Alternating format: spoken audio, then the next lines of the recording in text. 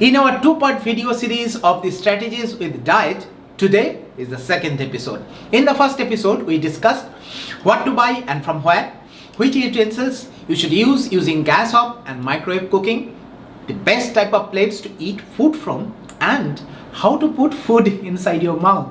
The link to previous episode is down below. And today, we discuss brand new researches on the timing of the meals, walk-ins and exercise, how they influence your diet, adequate sleep and why this is important in diet, and the environment in which you should take your meal.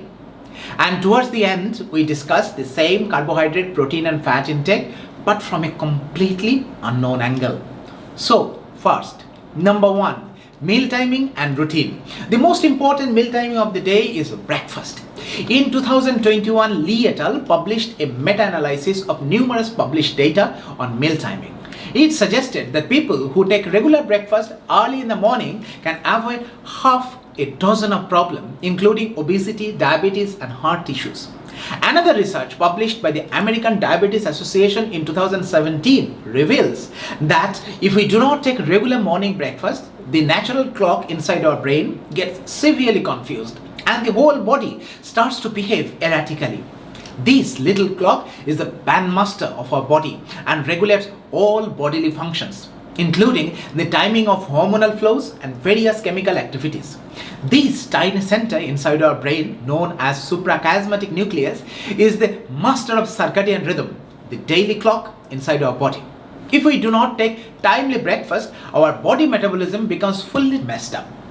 We keep gaining unnecessary weight. Digestion takes a hit, and there is some early evidence to suggest that throughout the day we may make wrong decisions as our brain becomes super confused. We must follow the dictum to have breakfast like kings and queens, lunch like middle class, and dinner like beggars. The idea is to give the body less and less energy as day progresses. Many suffer from the syndrome of I do not have time for breakfast. Of course, it is true that none of us like to cook a heavy breakfast in the morning after we wake up. I have learned from one of my patients that she used a special strategy. She kept an extra portion of her dinner the night before and ate that as a heavy breakfast in the following morning. And today's breakfast she would keep for tonight's dinner. Problem solved. Number two, walking and exercise. Let me first describe modern research and then we'll delve into its relation to your day-to-day meals. We have numerous videos and blog posts on YouTube and Substack. If you visit our Substack channel and search for walking or exercise, you will find those resources. The famous 2014 study in Korea by Dr. Hong discovered that just 3 months of regular walking brought transformative changes to women's health. Of course, regularity is the key to all such benefits. Regular walking can reduce the chances of metabolic problems like high blood pressure, thyroid issues and cancer, diabetes. And not only that, regular walking can also boost immunity against cancer and help alleviate depression. To feel good, engage in regular walking or exercise. I cannot stress enough the importance of the term regular. Walking or exercising sporadically won't give you the benefits. We need to do 3 to 4 hours of moderate to heavy exercise and walking per week. The benefit it confers cannot be achieved with any tablets or injections in the whole world.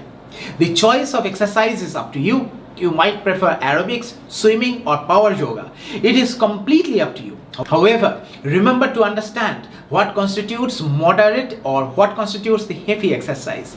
Moderate exercise means that after exercising, you won't be able to sing a line of a melodious song. You should be breathless. Heavy exercise means you wouldn't be able to finish a normal spoken sentence. Hence, if you can hum a song after exercising, that exercise probably isn't that effective. Walking and exercise not only improve digestion and metabolism but also enhance the memory and mood. If you have not read The Age-Proof Brain by Dr. Mark Millstone, then find some time to read that book. It will change your life. As we grow older, many of us develop a tendency to forget things, and some may eventually develop dementia. The point of note is that those who engage in regular physical activities are almost 10 times better off than those who lead a sedentary life. This data was published in a study in the Journal of Neurology. Now, coming to the next part. What is the relation between the diet and exercise? If we don't feel well, we tend to develop unhealthy food habits, craving sugar, cigarettes, alcohol, etc. We will want more comfort and fast food, leading to unnecessary weight gain. Initially, everyone might be surprised and say, "What a glamour." However, soon after, the body will become slow and feel more and more tired. If you deserve all the pleasures of life just from eating, that's a disaster. So, you must concentrate on regular walking and exercise to enjoy healthier food. Regular walking also increases our metabolism rate, allowing the body to spend more energy more easily. If you exercise regularly, you can enjoy a few biryanis or pizzas, and your body will tolerate them very well. And don't forget, walking reduces the chance of infections too. Number 3, adequate sleep.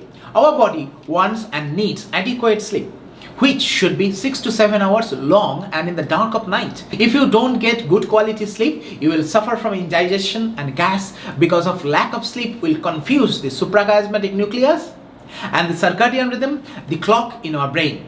Number 4, the environment around our meals. Eat small but quality food. Eat in such a way that even the food feels respected. Avoid using mobiles or watching television while eating. If you have got plenty of people at home, have meals together. However, if you don't have many people at home, just eat alone. That's not a problem. Just play a nice song or maybe light a cute candle. Try to have bright white light when you are eating. Why this is important? Because tonight's dinner is the preparation for tomorrow. If we follow these instructions, researchers say that tomorrow will be better and brighter. We will have healthier food, we won't gain weight. The happiness expert Professor Mika Bartels from Netherlands once said to me during a homely chit chat that at the end of the day, we must write down 3 good things that happened to us today. This best time to think about that is during your dinner. Sometimes we get embroiled in various stresses in our lives and tend to think our days were so bad. However, before we go to sleep, we must remember these 3 good things that happened to me today. If you keep writing those in a small notebook day after day, after a month or so, you will start to reap the benefits of this habit. You will feel happier and this becomes part of your meal too. Can you see why diet is far beyond just counting calories? Now let's move to the last part of today's discussion, which is brief. Carbohydrate, fat and protein. You already know from 7th grade what to eat and what not to. You must have a balanced diet. There is no point in taking only protein, only fat or only carbohydrates. The diet has to be balanced. Next point, if you don't have restrictions imposed by your treating physician, protein should constitute 1/4 of your dietary meal. Half of your daily meal should be fruits and vegetables, and the remaining 1/3 should be whole grains. Whole grains mean kernels containing 3 parts, the bran, germ and endosperm. If you don't know what is called whole grain, do a Google search and learn yourself. Basically, whenever the outer part of the kernel is still intact. Therefore, avoid white flour, instead have atta, whole wheat flour and brown rice instead of white basmati rice. You can also have wheat, quinoa and whole wheat pasta. Outside festival times, avoid white basmati, white bread and refined flour. While cooking, use vegetable oils such as mustard oil, groundnut oil or sunflower oil.